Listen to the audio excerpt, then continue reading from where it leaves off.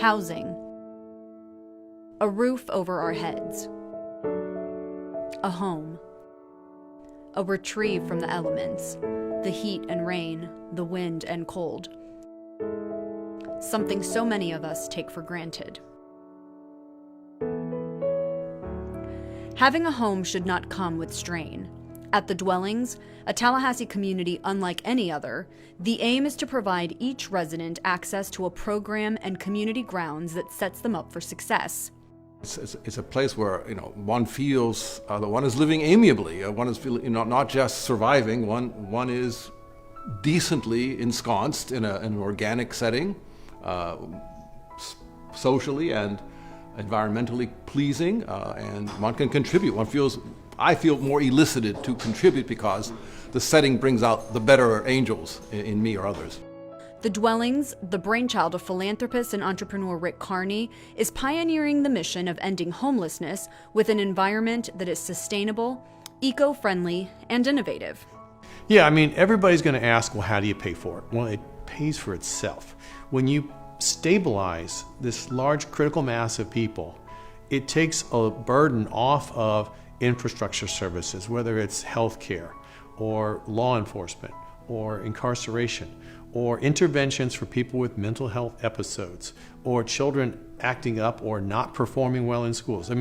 It spreads throughout the community. So it's really about bringing stability to a segment of society that lives in instability constantly. The community offers 3 smart home models, allowing residents to move into a space that fits their budget and space requirements. Dwellings residents also have access to communal resources like a community center and community garden, coupled with on-site case management and constant innovation, providing them with the skills and tools needed to achieve and maintain success. Building this community is a continuous effort. Every 45 to 60 days, the construction team is building around 10 new homes for future residents.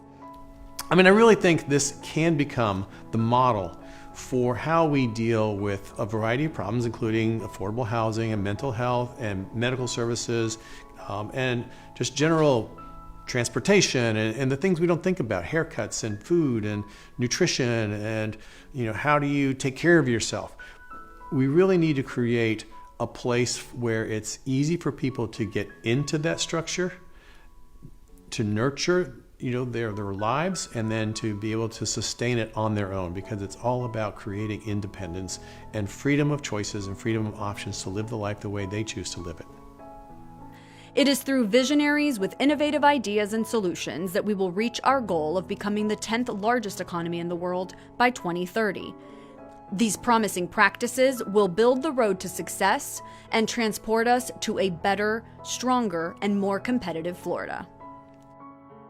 Join the Florida Chamber Foundation Prosperity Initiative as we unite business for good to end generational poverty, one zip code at a time, one neighborhood at a time.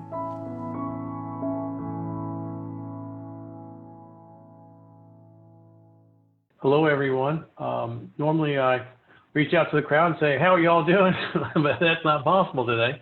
But I hope everybody's doing great, and thank you all for joining us today and for taking a look at what we're doing. So, it started with, my business. I started Mainline Information Systems over 30 years ago. We're a Florida Trend, top 100 Florida-based privately owned company.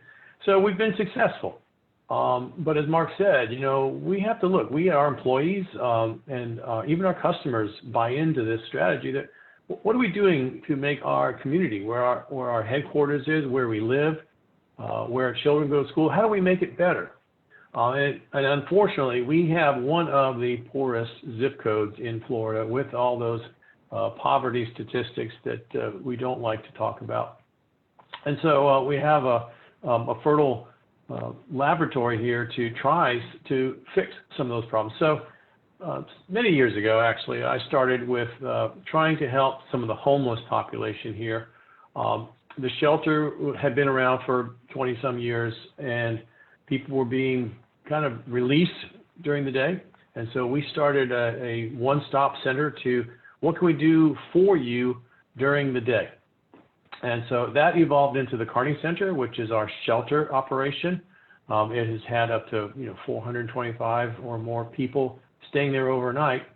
And it's great. It's a resource for people who need emergency shelter. But we also find that shelter isn't the solution for everyone, right? Like there's a lot of people who prefer to camp. Maybe they're a veteran, or people that the street is their home. But we've had people that a bridge is their home, and they like that bridge a lot. So, we have to kind of come to them where they're at. And so we bring them mental health services or medical services. We have a partnership with our local hospital, and we use telemedicine. We have real nurses and nurse practitioners that come to our people. And so we deploy those resources directly to them in case they don't want to live in a shelter. Well, then our snow globe kind of got all shook up recently with COVID when we looked at what was going on around the country in nursing homes and in other congregate shelters.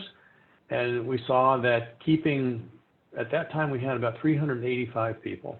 And keeping them in a congregate setting while this virus was spreading like a California wildfire, we didn't really want to expose them. When our board philosophy was, what is the value of one life? Can we put a value on losing one person? And we said, no, we can't put a value on that. So we took a leap of faith and we moved to motels and apartments. And, this goes back to how we do everything, which, as the slide says, it's a client-centered ecosystem. So a lot of programs are built based on what academia may say, what other programs around the country are doing and are called best practices. One such best practice is housing first, which is great, but we're kind of like everything first. We think they need everything besides a house. So we deal with mental health. We bring them case managers. We partner with our mental health center here in town. And what can we do to make your life a little bit better?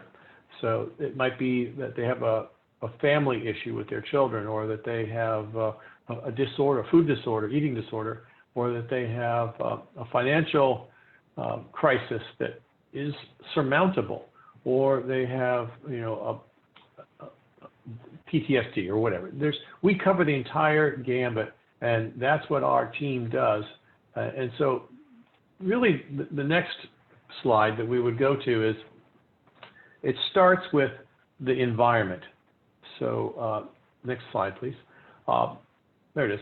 So the Kearney Center is a state-of-the-art homeless center where we have this one-stop center that we kind of were founded upon, where they can come to us throughout the day. It's almost like a cruise ship itinerary. We've got classes, we've got exercise, we've got appointments with your case manager, spiritual talks. We have a medical center. We have a dental clinic that you can sign up for. There's a clothing room, and of course meals. So that's one space, right? And then the next space is Westgate. So that's where folks can go to move out, because no one really wants to live with 300 or 400 other people, right? So you now can move to Westgate, and you can move to single occupancy, double occupancy, or maybe even a bunk room with only 10 or 12 other people, but it's better than a big dormitory.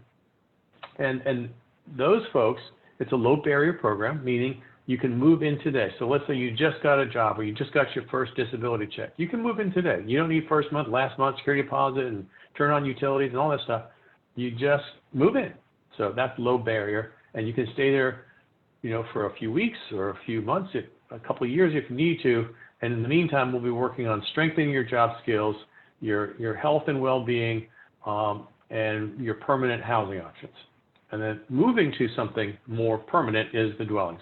And I appreciate you, Michael, for sharing that little vignette prior to this presentation.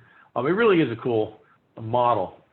And, I mentioned the word laboratory earlier. I mean, this really is somewhat of a laboratory where we take people that have had various brokenness in their life, and we give them a place to feel whole again.